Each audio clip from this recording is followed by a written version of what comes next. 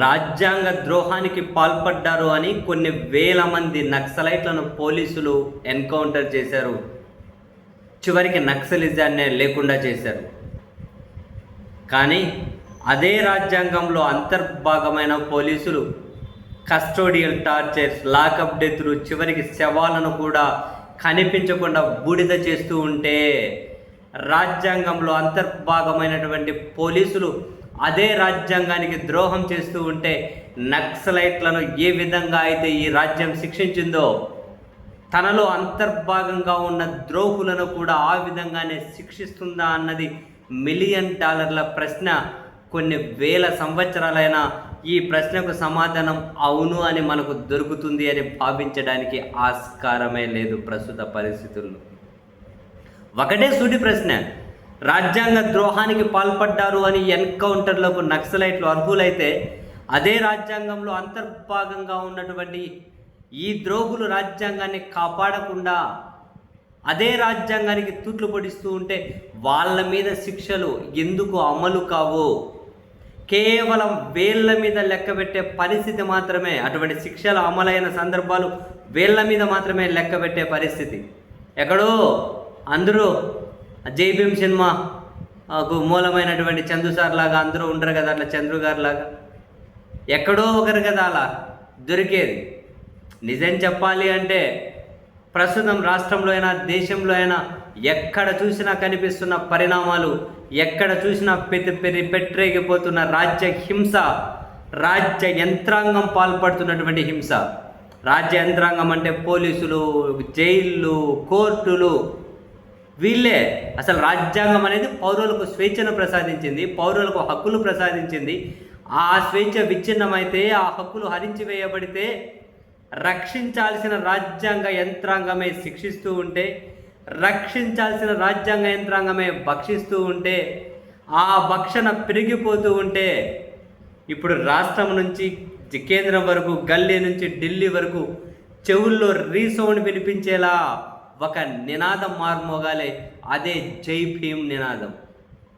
Yes, జై భీమ్ అన్నది ప్రతి పౌరుడి స్వేచ్ఛను కాపాడడం కోసం ఉద్భవించిన నినాదం అది.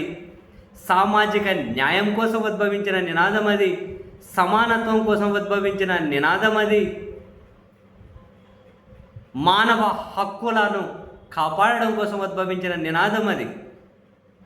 ప్రజలకు స్వేచ్ఛను, సోదర భావాన్ని రాజ్యాంగం ద్వారా నూరిపోసిన నినాదం అది.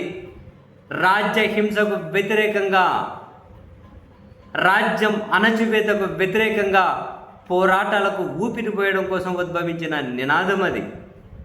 హక్కులు కాపాడుకోవాలన్నా, సామాజిక న్యాయాన్ని కాపాడుకోవాలి అన్నా, సమానత్వం, మానవ హక్కులు కాపాడుకోవాలి అన్నా, ప్రజాస్వామ్యాన్ని కాపాడుకోవాలి అన్నా, రాజ్యాంగాన్ని కాపాడుకోవాలి అన్నా జై భీమ్ నినాదం అనేది ప్రతి ఒక్కరి నోటి నుండి, ప్రతి ఒక్కరి చెవిలోనూ మోగాల్సిన నినాదం అది.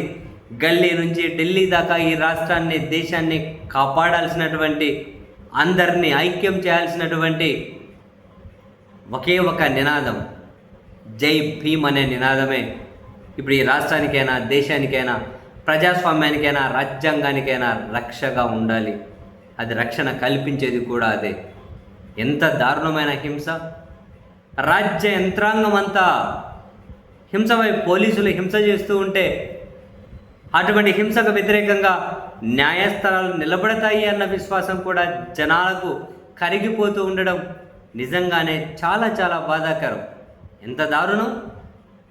హక్కులు, స్వేచ్ఛను కాపాడాల్సిన యంత్రాంగమే ఇంత దారుణంగా రాజద్రోహానికి, రాజ్యాంగ ద్రోహానికి పాల్పడుతూ ఉంటే అధికారంలో ఉన్న వాళ్ళ కేవలం వాళ్ళను సంతృప్తిపరచడం కోసం మొత్తం రాజ్యాంగం, ప్రజాస్వామ్యం తాకట్టు పెడుతూ ఉంటే చివరికి వాటి విచ్ఛిన్నానికే పాలకులు ప్రయత్నాలు చేస్తూ ఉంటే దాన్ని అడ్డుకోవాల్సిన జనం మౌనంగా ఉండడం ఎప్పటికీ మంచిది కాదు.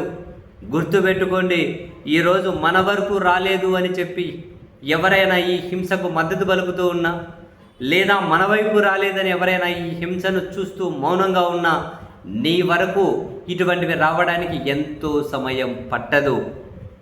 గుర్తుపెట్టుకో, వ్యవస్థలాగా ఉన్నప్పుడే పౌరుల హక్కులు కాపాడబడినప్పుడే, రాజ్యాంగం రక్షింపబడినప్పుడే, ప్రజాస్వామ్యం పరిడవిల్లినప్పుడే నీవు అనే మనిషివి ఆత్మగౌరవాన్ని కాపాడుకోగలవు. నీవు అనే మనిషివి నీ స్వేచ్ఛను కాపాడుకోగలవు. నీవు అనే మనిషివి నీ హక్కులను కాపాడుకోగలవు. అవన్నీ ధ్వంసం అయిపోతే ఏదో ఒకరోజు నీవు కూడా బానిసగా బూట్లు నాకే బ్రతకాల్సి వస్తుంది.